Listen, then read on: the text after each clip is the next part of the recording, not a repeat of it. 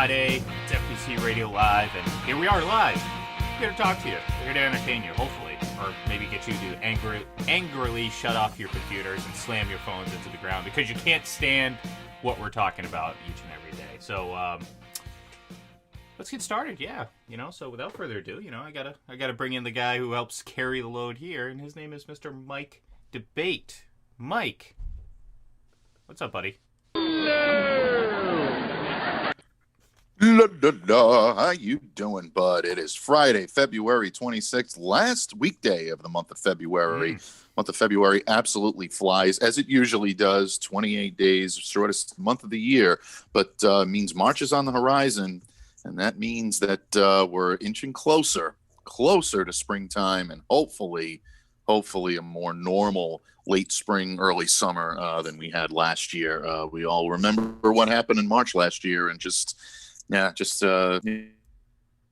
but all kidding aside, I think it's all good stuff. So yeah, hey, I again, you can't get much worse than what it was last year. And look, I'm dragging a little bit today. I'm not gonna lie. I did it again, Mike. I did it again. I tried. You can hear it in my voice. My voice is cracking because apparently I'm hitting puberty at almost 35 years old, but also because I'm severely under rested. I tried to stay up to watch the new episode of WandaVision last night, and I once again failed to do so. I think I fell asleep probably about 2:30 this morning. So not only did I not get to watch the episode, I wasted plenty of great sleeping hours trying to stay up, and it didn't work out. So yeah, I'm disappointed in myself. I thought I was going to have it. I thought I was going to be ready. I was focused. I was prepared. I didn't nap during the day. That was kind of the problem. I should have napped during the day. I should have taken a couple hour snooze maybe, and prepared myself to get up at maybe 3 o'clock in the morning. But yeah, it's unfortunate, Mike. I was getting ready to come in here and talk about something you had no idea what I was talking about. You were going to come in here and talk about something you had no idea that I was going to talk about. Well, let's try to cultivate. Hold on. Stop. Did I really just say that? Is that what came out of my mouth? It sounded like it to me. Okay. It sounded like you said I was going to come in here and talk about something you had no idea what I was talking about. That's what I remember last. Okay. Let me try to translate for those. Google Translate this. Yeah, please do. Run it through the Google Translate. Yes, what I meant to say was I was looking forward to coming in here and talking about a show that you don't know much about because you haven't watched it yet. So, okay. I think that's what I was getting at. And if you're confused by my just nonsense that came out of my mouth, then you're not the only one. I think I confused myself there. No, it's unfortunate. Well, it does not take much to confuse me, bud. So we all know that, we all realize that. So yeah. I'll fall on the sword on that one. Mea culpa. I'll take the heat on that for maybe not understanding you properly. But no, Mike, it's okay. There's receipts. People can go back and listen to my idiocy. It's all right. It's all right. Yeah, I accept it. It's early. I haven't had the caffeine, and like I said it right off the top of the show. I'm a little off this morning. My sleep was off. I didn't sleep as much as I wanted to. My adrenaline trying to stay up and watch the new episode of WandaVision, which I will watch shortly after this. I do have another show to record. We got a Big Bad Bruins podcast to get out there today after a unfortunate Bruins loss last night. Yeah, so I don't know. I gotta wake up a little bit, Mike. I need a little bit more coffee. I need to inject that into my veins. Maybe I need to get traded. Hey, who knows? Every so often you need to get a change of scenery. Maybe it's time to move on. There's a lot of that going on lately. Yeah, it's a lot of it going on lately. A lot of NFLers possibly switching teams. We're hearing a lot of rumors out there about things. We heard one quarterback might be staying put yesterday, and then all of a sudden that had a wrench thrown into it.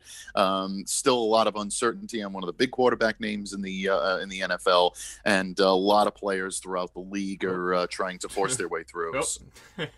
Here's that random noise coming from the the website again. Did you hear that, or was it just me?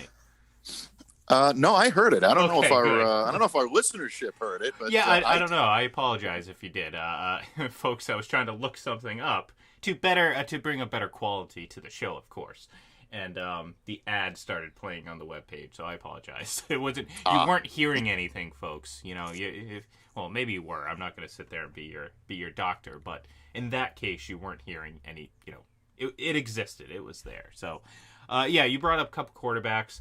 Obviously, we've this is how big this offseason is the quarterback movement or the potential quarterback movement. Last week we talked about who we thought we played spin the wheel of quarterbacks. That was a lot of fun. yes. And we had a chance to kind of project and guess where these quarterbacks were going to land. This was right on the heels of the Matt Stafford trade, so we didn't even get a chance to do that. But we did get to spin the wheel, as they say, and we picked and chose. And Russell Wilson was in that mix. And now again, Mike, you're gonna have to remind me who picked Russell Wilson. Was that you or is that me? I'm pretty sure it was me. I should really go Yes, back it and was you. yeah, I was gonna say I should really go back and check these before I just start No, talking it about them. was you. It was me. No, so I said, I believe, I'm just basing this off my thought process, and I'm almost certain. Again, you can go back and check, and if I'm saying something completely opposite of what I'm saying now, then just forget it and move on, and don't bring it up ever again. Um, I'm pretty sure I said Russell Wilson was going to stay in Seattle. I don't know if that's necessarily. I don't know. I don't know how I feel about that now because I felt like this was a lot of not necessarily just a negotiating ploy because I did think that there was some general frustration there. I just didn't think it was going to necessarily boil to the point that I kind of sit here now and I'm like, you know what? If Russell Wilson got traded, it wouldn't be entirely shocking to me. And the more you read about it, the more you read about some of these meetings and situations and all that, you get the sense that, you know what, there's a little bit more to this tension, quote unquote, that they want you to believe. And I love the semantics of Russell Wilson saying, hey, I don't want to be traded, but if you do, how about you send me to Dallas, New Orleans, Las Vegas, or Chicago? And and those are the four teams that reportedly are on his list of teams that he would be traded to. Which, let's look at those four teams because let's assume this is moving towards something that you're just not going to come back from. Because I think we're closer to that than I think a lot of people, especially up in Seattle, want to admit because this feels like it's been boiling over. And I remember thinking at the time, watching the Super Bowl, we saw that shot of Roger Goodell and Russell Wilson sitting up in the owner's box or one of the luxury boxes watching the Super Bowl together. Russell Wilson being the Walter Payton Man of the Year award winner. Or he was there for not that, but for something. I apologize. I can't exactly remember. Was it the Walter Payton Award? That he I was believe there it for? was. Okay. Yeah, I believe That's it what was. I thought. Okay. See, I got to do some fact checking. This is what I usually do when I have when I wake up early. But since I screwed my schedule up last night, I'm all over the place. Anyways, he's sitting there watching Patrick Mahomes. Now, again, I'm not. I feel like it's been a while since I knocked Patrick Mahomes a little bit, so I might have to take a unwarranted shot here in just a minute. But Patrick Mahomes was under a bunch of pressure, something that Russell Wilson experiences on a week-to-week basis. And he's sitting there watching a guy like Tom, well, get what he wants in Tampa. And right now, if you're looking at Seattle, Russell's not really getting what he wants. And if you believe these reports about him wanting to know what the direction of the offense is going and him not being satisfied with the answer, then this kind of all falls in line. So I got to ask you, of those four teams, what do you think is the best fit for him? And do you think it's actually realistic? Because, I mean, you look at some of the teams and it's like, the Cowboys, they still have the Dak Prescott situation.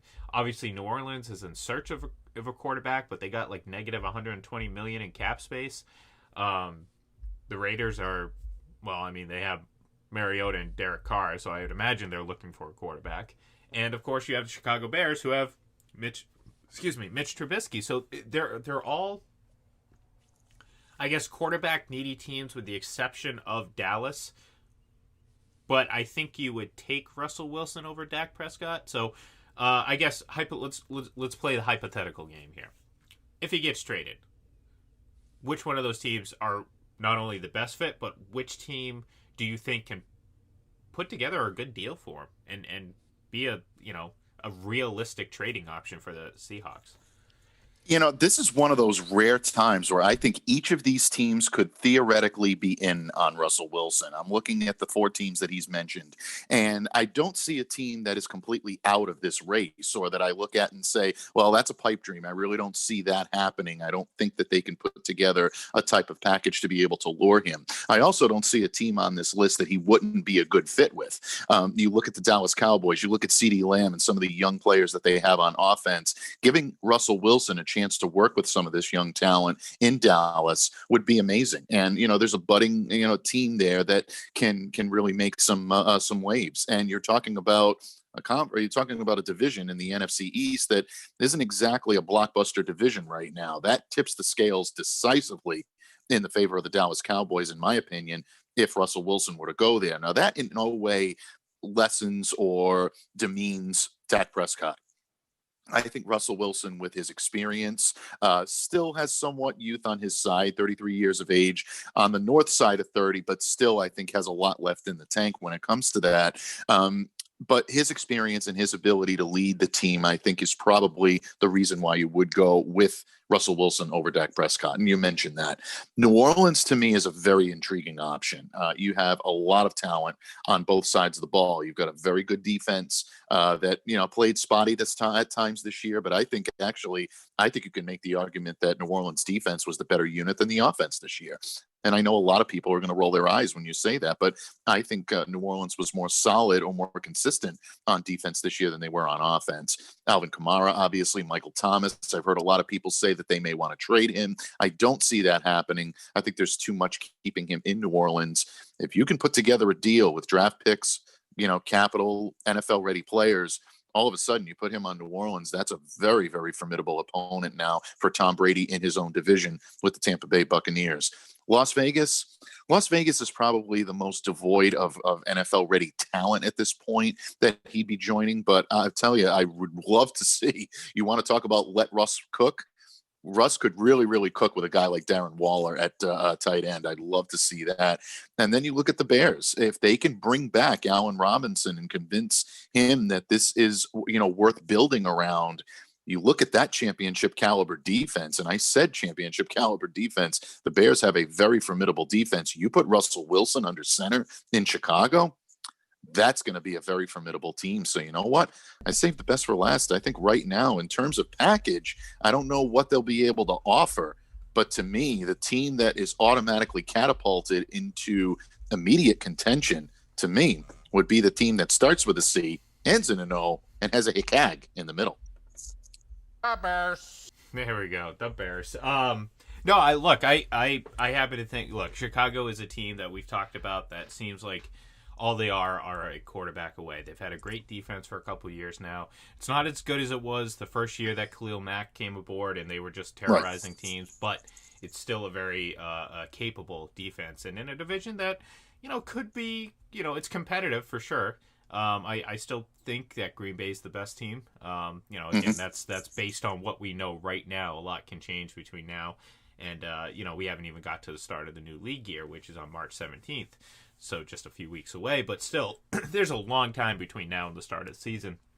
So it's going to be hard to project and say with any sort of confidence how good these teams are. But and it's also important to note too, and these are some key details. So you mentioned Allen Robinson with the Bears. Likely, if this trade were to happen, you would obviously want to have a guy like Allen Robinson there because that's going to be the sticking point, so to speak, for a guy like Russell Wilson. Hey, you get to come play with a guy like Allen Robinson. The problem is, though, if Russell Wilson is dealt before June 1st, Seattle's going to be on the hook for a lot of dead cap money. And, teams have been willing to do that for a year, for two, or whatever. I don't know if that's in Seattle's cards. I mean, look, if they trade Russell Wilson, you got to figure that they're starting from relatively from the beginning, because I don't know exactly who you get to replace him unless they have their eyes on one of these other available quarterbacks. But again, I believe that any quarterback that you get that's available right now on the open market is not as good as Russell Wilson. So you're going to be downgrading the position. And again, if you trade him before June 1st, you're sitting there with, and I'm bringing it up right now, $39 million in dead cap money. So likely a trade would happen, if it did happen, probably post June 1st, which would be, again, almost 2-3 months now since the start of free agency in the league year. So there's got to be a lot of dominoes to fall for this trade to happen, especially for a team like Chicago, who needs some other pieces to kind of fall in line for them to make an adequate offer. Because remember, Russell Wilson has a no trade clause. He's in complete control of where he goes and when he goes. Maybe not when he goes, because again, that ultimately is down to the team. But he does have control as to where he will ultimately end up. And if I'm looking at Chicago, I'm like, yeah, that's a nice defense, very competitive division. Who am I going to be throwing it to? And if he's just going to go to a team that, it doesn't have that many weapons, well, what's the point? So, yeah, I like that. I can see Russell Wilson in a Chicago uniform. I can see him elsewhere. I don't see him in New England. So Patriots fans, I'm sorry. It's just, as much as I love Russell Wilson, and I don't think there was ever really a chance of that anyway, even beforehand. Well, here's the thing. Why, excuse me. We had an old quarterback, quote unquote, relative. People think he's old. He's not really that old. I don't, and again, this is partly, my own personal opinion, but I don't see, and I don't want to see the Patriots go out and shell out a bunch of assets for a 32, soon to be 33-year-old quarterback who has taken a lot of hits. And look, I love Russell Wilson. I was big on him early on in the season when it came to the MVP race, and obviously we know that kind of fizzled out there at in the second half of the season, which hey, these things happen. Doesn't take away how good he is. I just don't know if the cost would be worth it for a team like the Patriots, who, look, I think, and this is what I think a lot of Patriots fans don't understand, this team needs to go through a little bit of a rebuild, and it's not just going to happen overnight. It's not going to happen over one season. So going out and getting Russell Wilson and making you feel like, oh, all of a sudden we skipped over all the hard steps because we got a quarterback. No, you're just delaying the inevitable in my eyes, and you're really not helping your cap situation, because he does come with a big contract, and he is going to be paid a lot of money and going to take up a large portion of that salary cap for the Patriots, who do have money, but we know how they operate. They're not going to. Certainly not in this situation, go out and I think give up the assets and the money to get Russell Wilson. So that would be, in my opinion, a pipe dream if that was a team listed of those four teams. But the other four, I can see it happening. Obviously, there's cap issues involved, mainly with the Saints because of how little money they have. And, look, Drew Brees still hasn't officially retired. I think we all believe he will retire. I think the Saints are hoping he retires. Like, Drew, we would love to have you back. And, behind the mask, they're like, please don't come back. Please. Please let us move on, So who knows? I mean, maybe Drew Brees has a change of heart and he decides he wants to play one more season. You never know. Take them off the list then, because, I mean, that definitely is a possibility. I mean, you talk about the cap and you look about what, to tell you the truth, they actually the team that is best equipped when it comes to cap space and being able to shed cap space and bring him in is actually Las Vegas, believe it or not. Yeah. So there's a lot that could happen, when it comes to this. I totally agree with you on the Patriots. I never thought the Patriots were in on Russ from the get-go when he said that there might be a chance that he would want out, or that we heard rumblings that he had grown tired of the coaching staff in Seattle and the protection that he was getting on the offensive line. I think that in a lot of ways, New England just isn't tailor-made for him right now. And I'm sorry to say it. I've Sorry, go ahead. No, it's okay. I'm sorry to say it, but I mean, this is a factor. I mean, you have to wonder how many of these guys don't want to go to New England because they don't want to be the guy that has the responsibility of trying to live up to what Tom Brady did. In that way, that to me is what makes Cam Newton so unique, in the fact that he willingly embraced coming to New England to try to take that on, even though a lot of people will argue, well, he didn't have a choice. So nobody else wanted him. New England was the only place that offered him a deal. He still could have turned it down. He still could have said, look, that's not the situation. I'm going to work out. I'm going to post videos. I'm going to show what I can do. I'm going to get back. And then next year I'll have the opportunity to go where else I wanted to. He went to New England because he felt that it was a place that he could succeed, and it was a place that he wanted to play. It's not for everybody. And who knows, maybe it's not for guys like Matt Stafford or Russell Wilson or even a Deshaun Watson. It's a lot to live up to that next legacy. If you can do it and you have it in you, then, more power to you to be able to do it. But sometimes even the great players, and I'm not knocking guys like Russell or Watson, but even the great players sometimes don't want to be that next guy, and it's tough. It really is. Well, no, it's a tough situation. It is. It's a situation where it's almost a no-win situation. Now, and that's one of the reasons why I think and I feel like going back to Cam Newton is probably the best bet, because I don't want to see the Patriots fall into this trap of a new quarterback every year, because again, you tend to take a few steps back when you start with a new quarterback. We know Newton's impact in the locker room. We know how he's respected among his teammates. His play has to improve. That's a no-brainer. But with all the options out there, it's like there's, to me, like I said, I'd rather just run it back. If I was the Patriots, I'd rather run it back with Cam Newton, because you kind of know what you have. There's potential for growth. And, if it doesn't work out, it doesn't work out. And you're not saddled with a huge bill that you just paid. Now, the one player that I would say that the Patriots should consider, I'm sure they are, but I'm saying, would consider paying a hefty price for is Deshaun Watson. And it's not only because of his ability, but because of his age.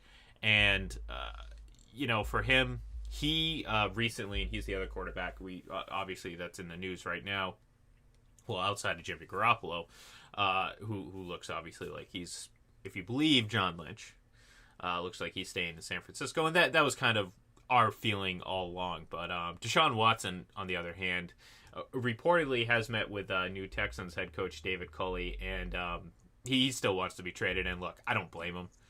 The Texans are an absolute mess right now. And if I was Deshaun Watson, I'd be looking at my career and seeing, okay, I'm still young. I'm 26 years old. But I'm going to be 35 in about 3 years if I stay with Houston. So, why would I want to be there? I wouldn't. And to him, you know what? He has a lot of leverage. He has a lot of, influence, because he is the guy in Houston right now. J.J. Watt's gone. There's no one else really there to be the face of that franchise. So, So if I were the Patriots, if I were any team, really, I would certainly consider opening up the reserves to try to bring in a guy like Deshaun Watson. The price may still be too high. I'm not saying pay anything for him, because, as you said, there's still uncertainty. You never know how these players are going to react to coming to a different area. And it's not just about New England. It's about anything. You spend your time with one team. It's all about the individual. Maybe you just don't adjust well to change and moving and all that, and you struggle. But I happen to think that Deshaun Watson, is going to succeed wherever he is. We saw him play as well as he did in Houston, so I'm pretty sure he can play pretty well anywhere. And if, like I said, if I were the Patriots, that's the one guy, or any team, like I said, that I would really go above and beyond to try to pay whatever price to get him in. Yeah, without question. I mean, he is definitely the crown jewel of this offseason if anybody is able to snag him. I still believe he will be moved. I think, Deshaun has dug his heels in. We've heard a little bit before about, well, maybe things are be able to be worked out. The Texans are really being adamant that they are not going to deal him. I can't imagine this gets any better or it gets any more amicable between the two sides. Mm-hmm. If that is the case, then yeah, I think any team would try to mortgage as much of the future as they can without completely, throwing all the oars overboard to get a guy like Deshaun Watson. The problem is if you're New England, like you mentioned, there are just teams out there that have a lot more capital to offer. They have more appealable. More appealing, I should say. Appealable. I don't think that's a word. Maybe it is, but not in the context I used it. It's a word on our show. That's all that matters. That is. It's a word on our show. I love That's that. right. We speak our own language here. But other teams really just simply have more appealing draft capital, maybe more NFL ready talent that they can offer. So there are drawbacks to that. I know a lot of the New England Patriots fan base in particular loves to throw out those images of Deshaun photoshopped in a Patriots uniform, but I don't know. I just don't see it happening in that regard. I think there are two teams right in their own division that can offer a lot more right off the bat than the Patriots can. If you're at that type of disadvantage, it doesn't look good. Yeah, and that's why I said, too, realistically, this Patriots team has to go through a little bit longer of a rebuild. This isn't going to be a, one season, this is going to take a year or two, and, maybe we're halfway through it now. Maybe this next season is another, a bit of a struggle. Maybe they improve a little bit. Maybe they go 9-7. I mean, who knows? But I think that the problem is the instant satisfaction that people want. They want instant gratification, rather. Get out there and get a new quarterback and completely just turn things around. Again, I think people are realizing, Tom Brady just wasn't a guy. There was a lot to him that allowed them to mitigate some of these issues that they had. I mean, again, his 2019 season with the Patriots looks a whole hell of a lot better based on what we saw last year. And that, like I've said before, isn't necessarily an indictment on Cam Newton. I don't think anyone realistically came into the season thinking that Cam Newton was a better quarterback than Tom Brady. So, you had to figure that, okay, well, you're going to take a step back in that department. And you saw his impact with a new team that has been, all they've known is losing, and how that turned around. So you don't have that to fall back on. We always talk about Tom Brady being the ultimate equalizer, Our friend John Sapichetti says it yesterday, and he says it all the time, force multiplier. Well, I'll use that with Tom, because his impact on the football field, physically through play, in the locker room, in the mentality of everyone around him in that locker room, he makes everyone better. Now, you leave a locker room, and guess what? You're going to suffer a little bit, and that has nothing to say about the folks in that locker room, because there's a lot of great players in the Patriots locker room. Still. And there will be next year. But sometimes there's that one player that makes sure everything goes just as well as possible. And that, again, he doesn't play defense. He doesn't play special teams. But he has an impact on those players. He has an impact on the overall team. And the Patriots lost that. So it's going to be a little bit before they get back to where they're at. Because guess what? Those guys just don't grow on trees. You just can't go out and say, oh, well, we lost Tom Brady. Let's go sign Aaron Rodgers. Still a downgrade. Sorry, I had to take a shot there. But not as much. And so, so again, I think Patriots fans in general you got to readjust your expectations. You got to readjust what you think should happen, because it used to be that these teams take a while. Building a team isn't Rome wasn't built in a day, my friend. You know that, right? You've heard that saying before. Well, the same logic applies in this situation. You can't just do a couple things and all of a sudden be a perennial contender. Generally, these things happen, and after the many years of success, as Belichick has pointed out, they're paying the bill for that right now. So guess what? Go through it responsibly. Don't have knee-jerk reactions and go and overpay for a Russell Wilson and then find yourself in an even worse situation 2 years from now when his contract is huge, he's not playing as well, and all of a sudden you don't have any draft picks. That's poor team management. Now, again, like I said, if it's Deshaun Watson, it's a different story. He's a young guy, 26. He could potentially play for your team for 10 years, and you have time to build around that. You get Russell Wilson, you don't have time. You have to be a contender right away, and I just don't think that as they're presently constituted, I don't think that they would be necessarily. So, a lot of decisions to be made. A lot of decisions. I don't think. Absolutely. Bottom line, I don't think Deshaun Watson's going to be a Houston Texan much longer. I do think that he's going to get traded. I would almost bet a decent sum of money on that will happen.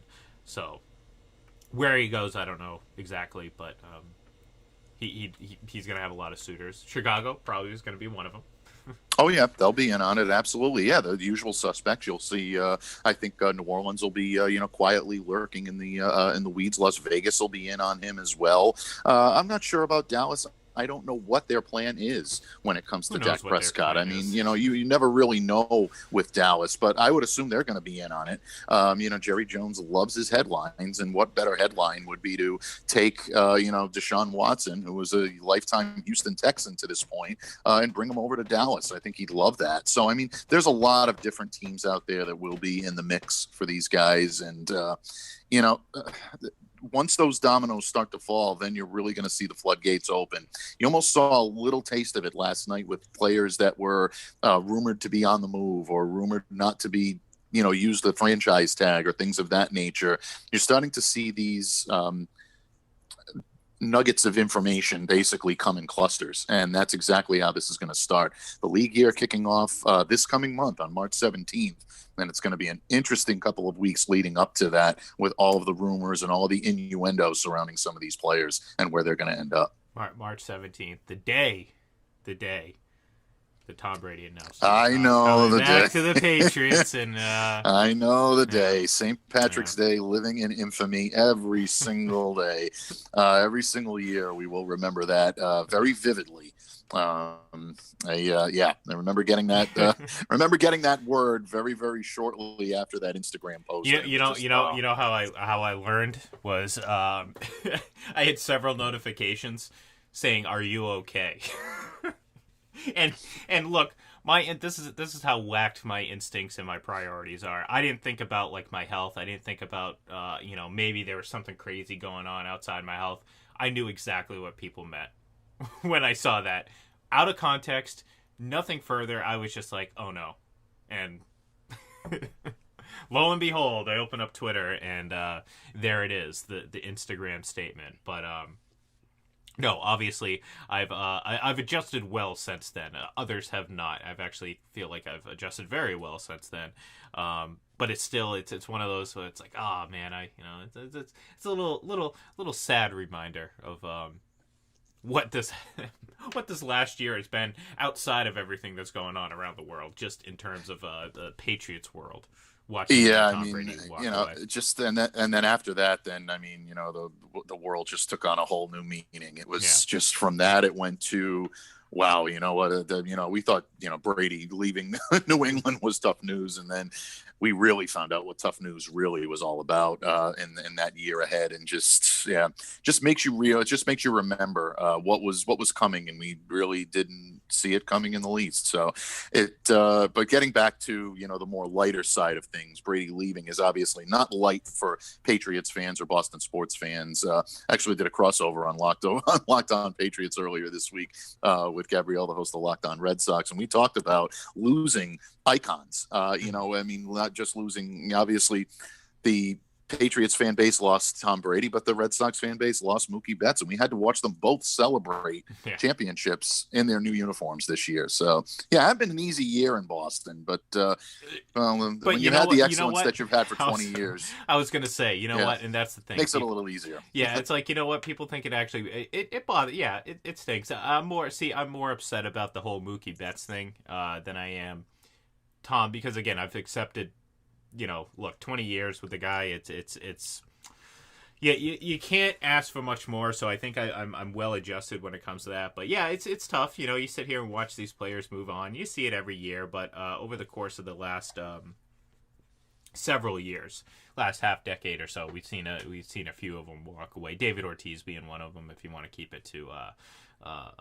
baseball as well. But look, every franchise deals with it. I mean, hell, Seattle could be dealing with Russell Wilson this offseason. So we will never know. All I do know is that we will have a chance to kind of examine all the rumors that are going to be coming out. Because like I said, I don't think that it doesn't seem likely that he would get traded before June 1st. So you got to figure between now and then, it's still going to be talked about.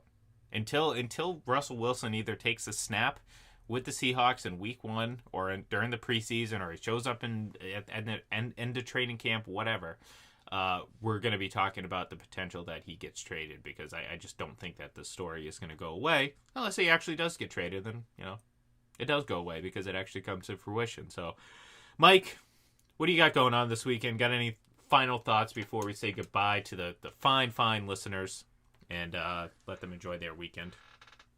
Well, just, continuing to grind away. NFL rumors are in full swing, folks. So a lot of stuff coming out, full press coverage articles coming out, some draft profiles, including a scenario in which the Patriots might be in play for one Trey Lance. A lot of mock drafts going. Mel Kiper got a lot of stirred up a lot yesterday here in New England by mocking him to the New England Patriots via trade. It might not be as crazy as some may think. So definitely look for that. A lot of locked on material, just a lot going on, a busy weekend coming up, but always good because it leads into Monday morning when we get to join each other on the microphone again, my friend. I'm looking forward to it. It's always good. You know, usually we have a bunch of Sunday games to talk about, but we're getting into off-season mode where it's a little bit different. It's a little bit different day to day during the week. So, but definitely stay tuned. Later today, 5 o'clock, we have Dylan and Ross Save Sports coming up. I'm sure they're going to talk about WandaVision because I didn't get a chance to watch it. I didn't get a chance. I know Dylan did. He's on the West Coast, and I rely on him for my updates as to how long it is until the premiere comes out. And unfortunately, I missed it last night. I'm sure he didn't, though. So stay tuned for that on Full Press Radio, and, of course, at Full Press Radio on Twitter. You can watch or listen on the FPC app, excuse me, available now, and, months ago, but now still on the Apple and Google Play Store. So check that out, give it a download, and check out some of the great podcasts and stuff there. Mike, it's been a pleasure. We will talk on Monday. Everyone out there, have a great weekend. Stay safe, stay healthy, and I don't know. I really